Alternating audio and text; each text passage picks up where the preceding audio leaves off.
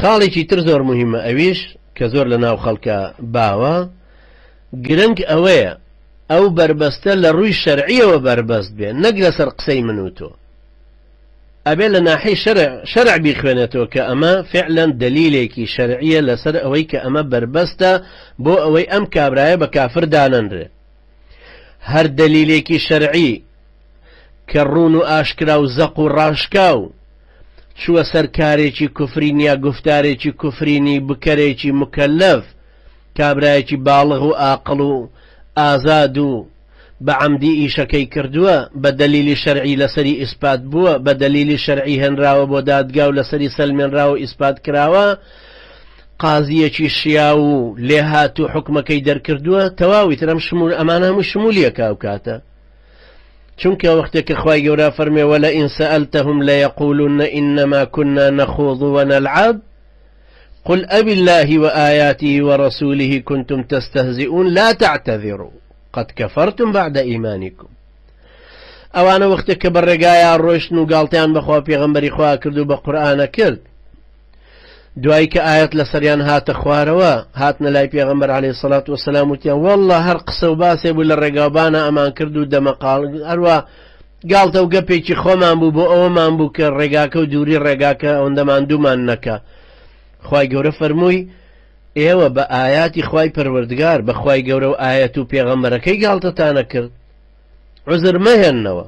ئێوە تازە کافر بوون دوای ئیماندارێتیەکەتان سەیری کە خوای گەورە عوزرەکەی لێ قبوڵ نەکردن با عذریش بێ یان کە ئەفەرمێ لە سوورەی تەوبە يعتذرون إليكم إذا رجعتم إليهم قل لا تعتذروا لن نؤمن لكم يعني أم عذرانە قبول نین ئەوانە هاتنەوە بەلای پێغەمبەر عەلەیهی سەڵات وسەلام وەختێکە لە غەزا گەڕانەوە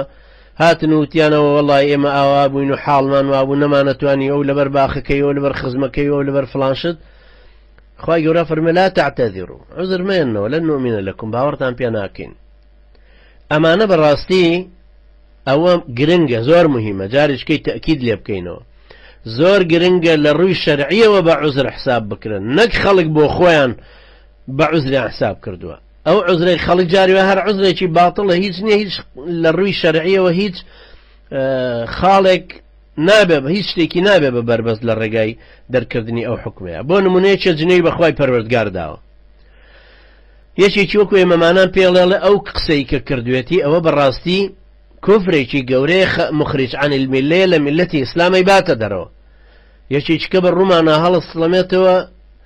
هاوارمان لێکە بابەوە شایەتمانێنێ ئەوە نوێژەکە ئەوە ڕۆژوە گرێ چۆن تۆ پێڵەی کافرە ئەمە کافر بووە کە جنێوەکەی بەخوای گەورە داوە ئەیتر ئەم قسەی تۆ کە دیفاعی لەکەی قیمەتێکی نییە لە ڕووی شەرعیەوە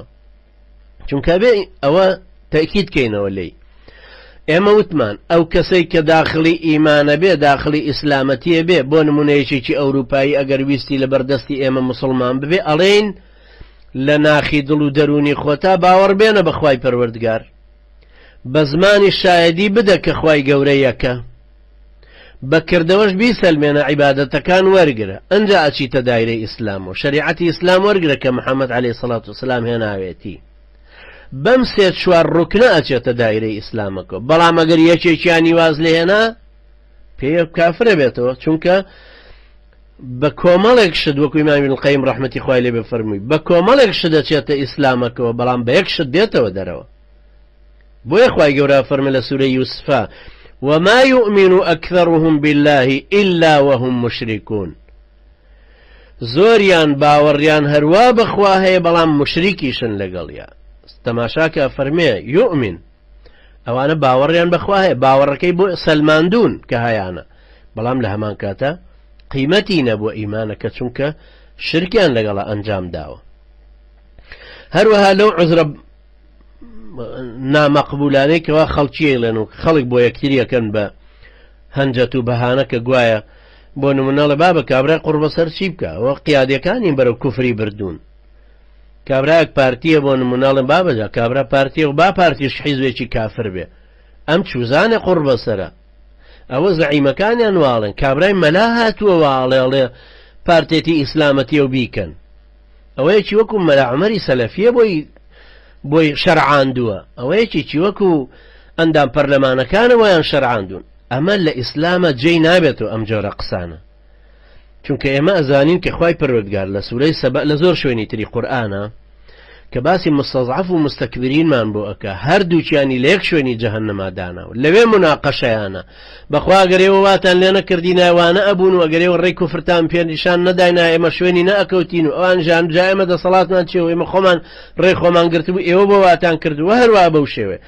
ئەمە بەڕاستی لە لای ئیسلام لە دادگای شەرعا قیمەتی نییە کابرایە کوفرێکی کردووە دوایی بڵێ ئێبا بەمە منهەجی پارتیە وامان وتووە تۆ عیلاقەی بەوە هەیە ئایا ئەمە گفتارێکی کوفرینە کردارێکی کوفرینە ئەم کابرایە مکەلەفە بالغە عاقڵە متعەمدە بەڕەغبەتی خۆی هەمیشەی کردووە پێی کافر بووە چونکە خوای گەورە کە ئەفەرمێ لە باسی ئەو مستەکبر و مستەضعفانەیە کە ئاوا هەردوو لایەن لە جەهەنەما کۆکرێنەوە ئەفەرمێ وەلەو تەڕە إذ الظالمون موقوفون عند ربهم وقتك أبيني استمكاران شومتان داجا نيو تشاور جيرن راوستين راون للاي خواي پروردگار يرجع بعضهم إلى بعض القول هندي كان لو مي أويتنا كانوا شرقسان وشر دميانا يقول الذين استضعفوا للذين استكبروا لولا أنتم لكنا مؤمنين أوانيك لاواز كرابون لاوازي فكري لاوازي دا صلاة لاوازي ري چونکە استضعاف جاروی استضعافی فکریە یان استضعافی دەسەڵاتە چۆتە ژێر ڕکێفی یان استضعافی ڕێنە دۆزینەوەی بۆ هیجرەتکردن ئەوە شەر پێوترێ استضعاف ئەم لاواز کراوانە ئەو کاتە بە مستەکبیرەکانی خۆیانەوانەی خۆیان وەکو فرعون دانابوو پێیان ئەڵێن لەولا ئەنتم لەکونا مؤمنین ئاخر ئەگەر ئێوەش نەبوون ئێمە مسلمان نەبووین قال الذين استكبروا للذين استضعفوا أنحن صددناكم عن الهدى بعد إذ جاءكم بل كنتم مجرمين شما ئێمە ڕێگەی ئەوەمان لێگرتبوون کە ئێوە وەختە هیدایەتی خوای پەروەردگار هات ئێوە ئیمان بێن و بڕۆن بە شوێن پێغەمبەران کەون نەخێر خۆتان هەر تاوانبار بوون و ڕێگایەتان گرتبووە بەر دیسان ئەم جارە وقال الذين استضعفوا للذين استكبروا بل مكر الليل والنهار إذ تأمروننا أن نكفر بالله ونجعل له أندادا